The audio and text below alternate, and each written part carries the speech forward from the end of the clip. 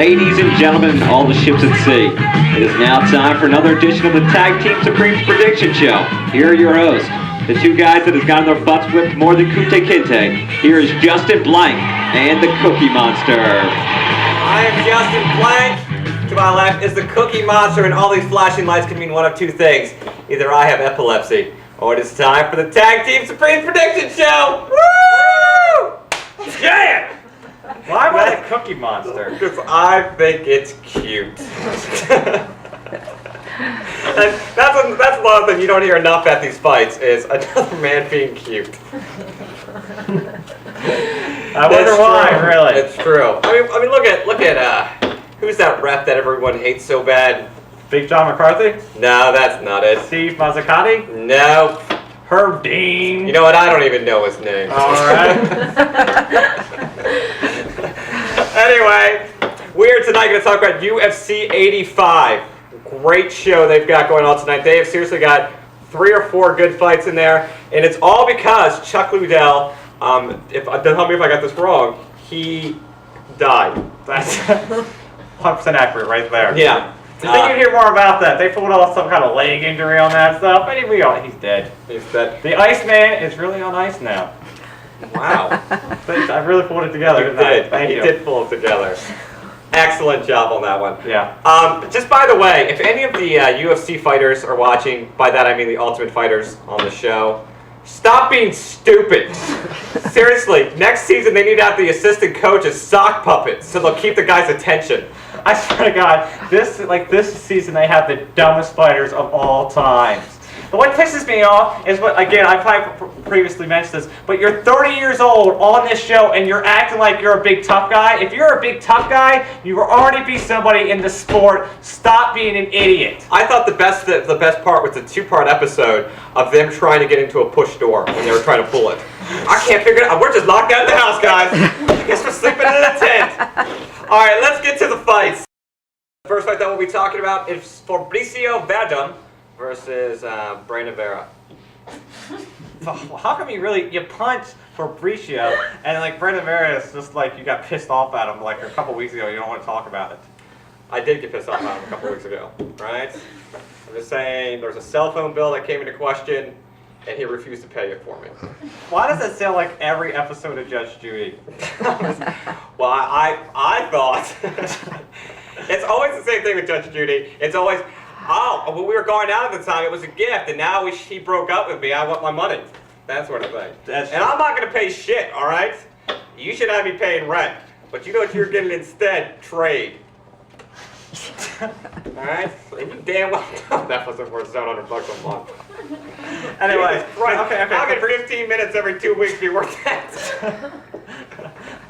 Okay, Fabricio, he is coming off a couple of disappointing fights. He won against Gabriel Gonzalez, but was not entertaining. The Andre Arlovski fight was absolutely dreadful. Brandon Vera's coming off his fight with Tim Sylvia, where he broke his thumb. Apparently, he had to get 3 screws in it. He said in his fight, I bent my thumb back like a banana. He even said he tried to jam it. I'm sorry. Watch that. Did you see the size of that bug? And I would have to go with... There was its brother. I have to go with Brandon Vera on this one. Even though Fabricio is 6th ranked on most websites, so. Marcus Davis versus Mike Swick. Who do we got? That's going to be a great fight, actually. I think they both are going to have the same exact styles, and which is great. They're just going to stand up and punch, so that's going to be a very entertaining fight for all. If there was only a sport where all they did was stand there and punch each other. That would be a great sport. We should look into that. We really should. You know the great thing? Marcus Davis is known as the Irish hand grenade, and if he's really Irish, he will show up drunk. Because all Irish are drunks. I don't think you should say that. No, it's true. They know it. If you're truly Irish, you have to love alcohol. Not only love alcohol, crave it, and actually physically shake if you don't get it in time. That is on their flag. That's the guy. Oh god. It's like that's just shaking. It's not like a whole body convulsion. It's like a handshake thing. We're have to go with Marcus Davis on this one. He had a much better boxing career, and Mike Swift didn't look too impressive when he dropped down to 170. Maybe it was the cut. I really don't think it was the cut. He just didn't look that great that fight, but I still think Marcus Davis can win. So we are taking who? We're Marcus Davis. Don't tell me what I think. We're taking Marcus Davis. Alright. Next fight! Next fight, Rashad Evans versus James Irvin.